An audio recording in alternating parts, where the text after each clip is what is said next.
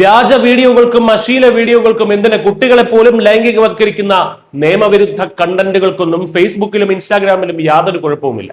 എന്നാൽ ഇന്ത്യയുടെ പ്രധാനമന്ത്രിയുടെ സന്ദേശം കണ്ടപ്പോൾ മെറ്റ പ്ലാറ്റ്ഫോംസിന്റെ കുരുപൊട്ടി. ഒടുവിൽ അമേരിക്കയിലിരുന്ന് ഇന്ത്യയെ ഭരിക്കാമെന്ന് കരുതിയ വിദേശ കുത്തകളുടെ അഹങ്കാരം തീർത്ത് അവരെ മുട്ടുകുത്തിച്ചിരിക്കുകയാണ് കേന്ദ്ര സർക്കാർ. മാർക്ക് സക്കർബർഗിനു വേണ്ടി മെറ്റയുടെ ഉന്നത ഉദ്യോഗസ്ഥർ ഡൽഹിയിലേക്ക് പറന്നെത്തി സർക്കാരിനോട് മാപ്പപേക്ഷിച്ചിരിക്കുകയാണ്.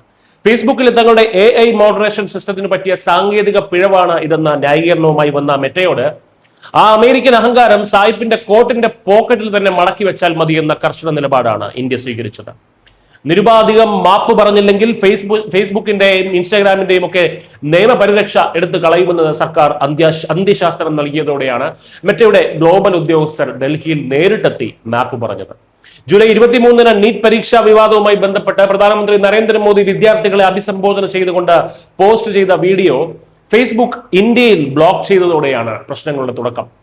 മറ്റു രാജ്യങ്ങളിൽ കാണാമായിരുന്ന വീഡിയോ ഇന്ത്യയിൽ മാത്രം മറച്ചുവെച്ചതിന് പിന്നിലെ കാപട്യം കേന്ദ്രം ശക്തമായി ചോദ്യം ചെയ്തു.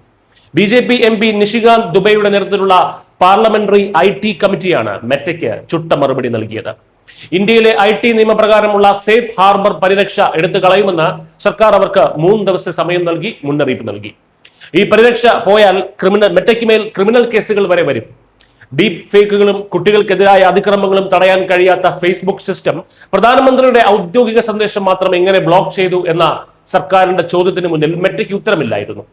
ഇതിന് പിന്നാലെ വാട്സപ്പിന്റെ പുതിയ യൂസർ നെയിം ഫീച്ചറും സുരക്ഷാ കാരണങ്ങളാൽ ഇന്ത്യയിൽ തൽക്കാലത്തേക്ക് നിർത്തിവെച്ചിരിക്കുകയാണ്.